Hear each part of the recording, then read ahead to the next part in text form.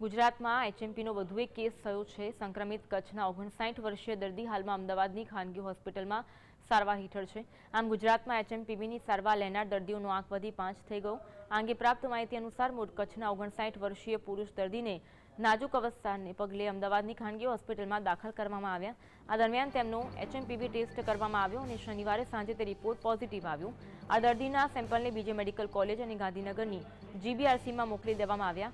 ગુજરાતમાં હાલ 2 માસના બાળકથી લઈને 80 વર્ષના વૃદ્ધ સુધીના લોકોને એચએમપીવીના લક્ષણ જોવા મળ્યા છે। હાલ સમગ્ર દેશમાં એચએમપીવી વાયરસના કુલ 15 કેસ છે, તેમાંથી સૌથી વધુ 5 માત્ર ગુજરાતમાંથી છે। રાહતની વાત એ છે કે હાલ ગુજરાતના મોટાભાગના સંક્રમિત દર્દીઓની હાલત સ્થિર છે।